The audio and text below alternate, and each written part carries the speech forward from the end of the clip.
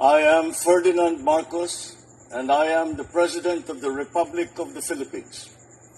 I stand today on behalf of 110 million Filipinos.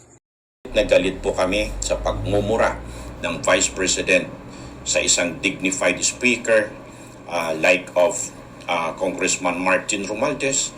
He doesn't deserve such profane language or course by the Vice President. Alam niyo po, not only that, mas lalo po kaming nasasaktan sa ginawa po na active death threat ng Vice President sa speaker po natin. This is not just an affront attack or insult to the dignified personality of the speaker. Ito din po ay isang insulto sa amin ng mga constituents ni speaker sa 1st District ng Leyte. Parang kami na rin ho yung hinaras, kami na rin po yung binigyan ng death threat, kami na rin po yung minura ng Vice President. Because the good speaker is representing the constituency of the 1st District of Leyte. Nais po namin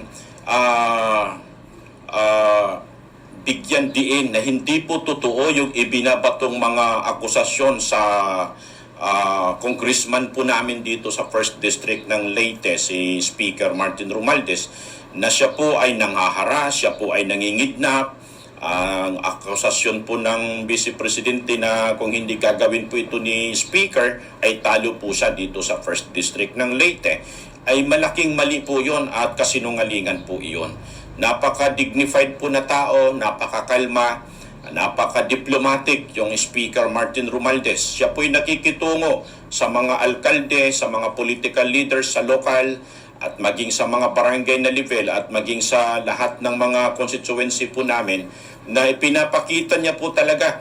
As I said, he is an embodiment of the principle of honesty, integrity, and service.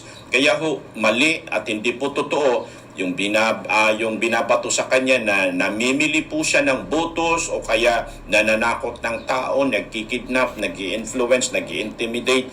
Wala hong ganon dito po sa province of Leyte. Wala pong ganon dito sa 1st District of Leyte. It's all about dignified politics ho, yung umiiral sa province ng Leyte. Sinasabi ko po ito not because na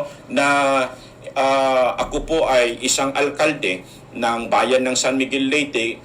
Bagkos hindi pa po ako politiko, ito na po kasi yung pangyayari dito sa 1st District ng Leyte. Wala pong ganon.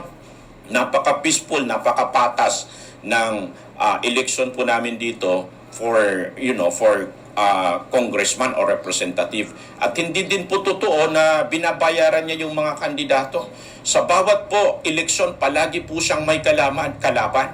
Hindi po basta-basta din yung kalaban niya kasi mga abogado din po sila. Subalit siya po talaga yung gusto ng 1st District of Leyte na maging representante namin sa House of the Representatives. Kaya ho, nananalo po yung Martin Romualdez na ngayon speaker po sa 19th Congress, wherein kami po dito sa 1st District at sa kabuuan ng Leyte, we are very much proud na yung speaker nga po ay galing ho sa probinsya at saka sa distrito po namin. Kidnapping dito sa amin, wala naman nag-aaras sa amin dito. Ang election dito mahimyang. Walang trouble. Dahil we respect the speaker. Dahil alam namin ang ginagawa ng speaker para sa kabutihan ng lahat. Wala. For how many years? 21 years ako sa politics. Wala akong naririnig na ganyan. Wala akong wala akong naririnig, wala akong kung maski regarding the speaker. Harassment or kidnapping or trouble in election time, wala akong naririnig dyan. Itong accusation ni Vice President, nakakatawa naman yun eh. Walang mga katotohanan yun eh. Ako talagang kilala ko si Mr. Speaker. Dahil lahat na kumandidato siya of his political career, wala naman siyang kinidnap, wala naman siyang hinaras ng mga political opposition. Lumalaban siya ng patas. Walang lumalaban sa kanya. Mostly kasi alam naman, nakikita naman yung matulungin siya eh. Hindi naman niya pinapabayaan yung 1st District. of Leyte, especially in our municipality of Tolosa. So, nakakatawa yung mga accusation ni Vice President. Walang katotohanan po. I know and we know, Mr. Speaker, na matulungin siya. Sa totoo lang, hindi talaga yan magagawa ng ano natin, ng speaker, yung pagharas ng ganyan. Diba? Kasi sa pagkilala ko kay speaker, hindi, yung ano niya, yung personality niya, hindi yan manaharas. Yung mga allegation na ganyan. Kung pagkita lagi, personalidad ni House Speaker, diri talaga niya kaya magmando o mag-orderhin suga ditong klase nga inin pagsugo nga pagharas, pagpakidnap o ano ito, bagandiri ito niya kaya ni akon la pag-observe, akong pagkilala kay speaker, diri talaga ito niya kaya nga magsusugo. Kakilala niya, kay politician yun ang akong asawa, di kang pa kaniadto. Huwag yung kumahinumdum nga may kaaway si speaker. Kanang ingon ni Bibi Sara nga, kanang manhat bayaran, dili ka na. Kay during election, kaya naka-experience good ko, huwag yun na sila ipanhatag ng mga pagpalit. I cannot understand why he said that. She said that. Parang uncalled for, parang hindi talaga dapat because it's not true. Kasi we know the speaker and we know he never goes to those to the point or to the stage that like what he described. And there are no kidnappings here, there are no wala namang mga ano dito.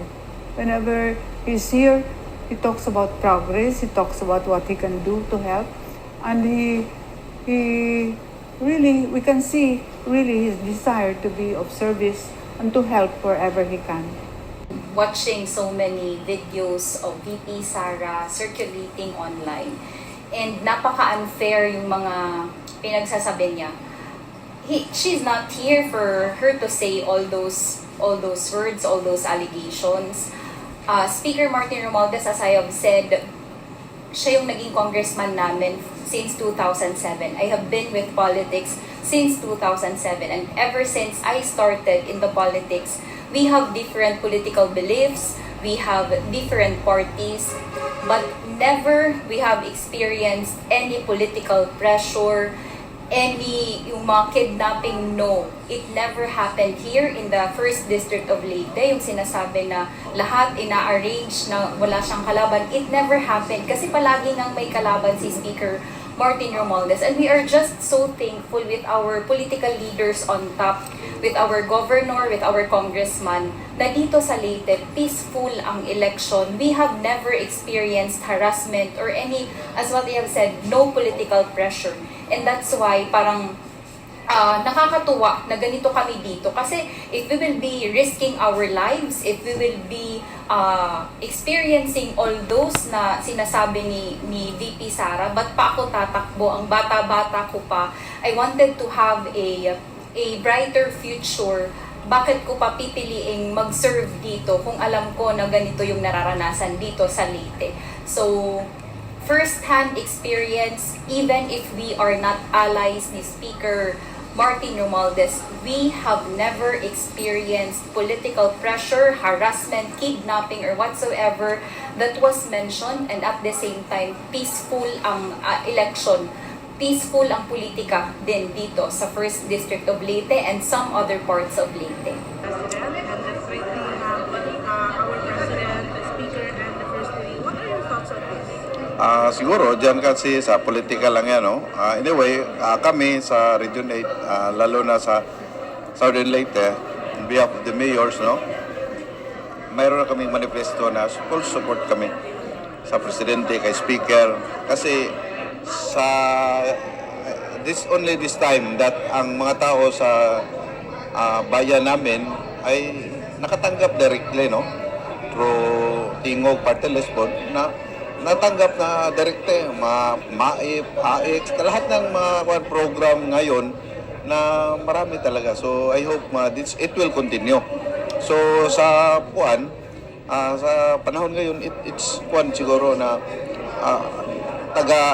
lalo na taga Region 8, dapat lang na tayo ay supportive sa speaker kasi taga region naman. At saka yung presidente natin, taga Region 8, no? So, again, full support kami kay speaker at sa presidente natin. Just recently, meron po ng statement si Vice President against po sa Speaker and the President. What are your thoughts on this? I think as a Vice President, no, it's uncalled for. No? I hope sana hindi na nangyari yon, no? Kasi it will really divide our country. The least that she could probably have done is sana nag-appear na lang siya dun sa Kongreso to once and for all clear all the accusations, or she has to answer everything. No, madali lang naman yun eh. No? I don't know how come hindi niya nagagawa. And I hope yung advisors niya will advise her to really come up with a good solution to this situation now in Congress. Is ba kasama ng mga mayors po natin? Ano po yung purpose sa pagpunta natin ngayon dito sa Tacloban? Definitely to show our 100% support to the President and to the Speaker. Support for their leadership. Nandito pa rin kami. So yun guys, narinig nyo yung Region 8. Nako, walang makukuhang boto si Sara Duterte dyan. Dinig na dinig nyo naman, no? Yung mga paratang ni Madam Pusit. Kaya talagang full support itong mga ito. Region 8 yan guys, Southern Leyte actually, mabait naman talaga itong magpinsan na ito, si Pangulong Marcos tsaka si Speaker. Obvious naman yun guys. Yung mga sinasabi ni Sara Duterte, I think she's talking about herself, and magaling siya magsalita pero sa ibang tao, no?